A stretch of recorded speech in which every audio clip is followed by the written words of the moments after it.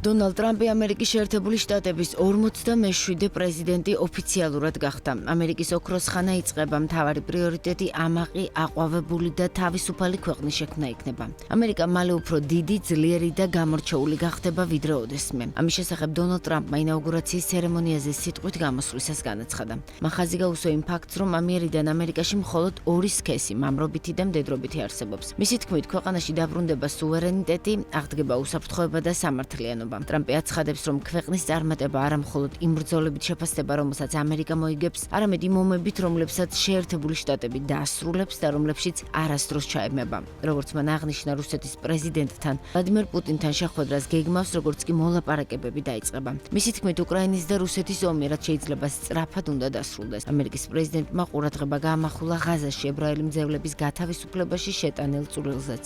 სიტყვით გამოსვლისას ტრამპმა ასევე აღნიშნა, რომ დაუყოვნებლივ გამოაცხადებს საგანგებო მდგომარეობას საზღვარზე და მის დასაცავად არმიას გაგზავნის. საკუთარ გეგმებზე საუბრისას მან პანამის არხიც ახსენა, რომლის დაბრუნებასაც გეგმავს.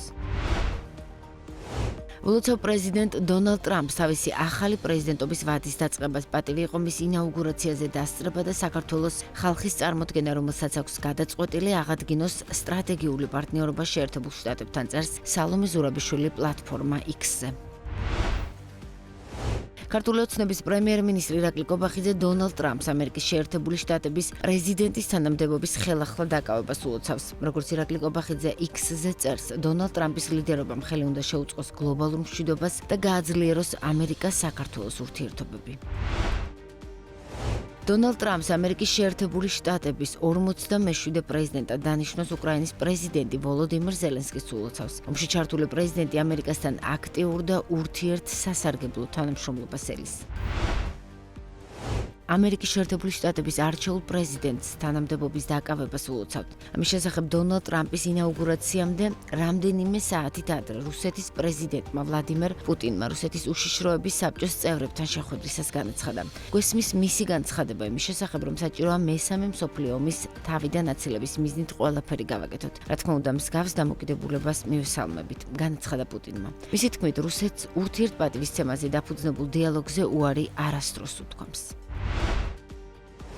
საფრანგეთის პრეზიდენტმა ემანუელ მაკრონმა გამოაცხადა ბუნდოვანი გეგმა უკრაინაში ომის შემდეგ საფრთხის პირობებში შეიარაღებული ძალების მხარდასაჭერად მეტი ახალგაზრდა მოხალისის მობილიზების შესახებ ინფორმაციას უკრაინული მედია გამოცემა Le Monde-ზე დაყრდნობით ავრცელებს. მაკრონის თქმით, საფრთხის ზრდა საფრანგეთს იძულებულს ხდის ადაპტირდეს. საფრანგეთის პრეზიდენტმა თავდაცვის პრიორიტეტების სტრატეგიული მიმოხილვის განახლების საჭიროებაზე ისაუბრა და ევროპას სტრატეგიული გამოღვიძებისკენ მოუწოდა. მოდით ნუ მოვიტყუებთ თავს, კონფლიქტი უკრაინაში ხვალ და ზეგ არ დასრულდება, განაცხადა მაკრონმა.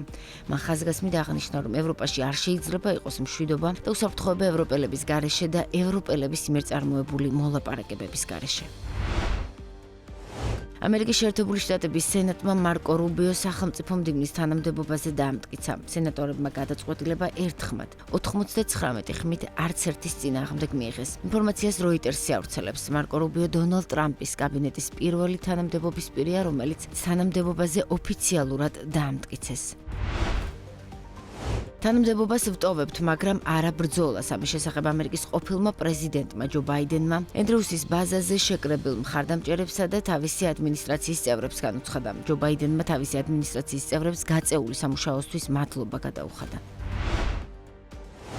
მოემზადეთ სანქციები მოდის ივანიშვილი, მადურო, ხამენეი, ომის დამნაშავე პუტინი, კიმ ჩენ ინი, სი ძინპინი, ალბათ დრის ტერორისტები.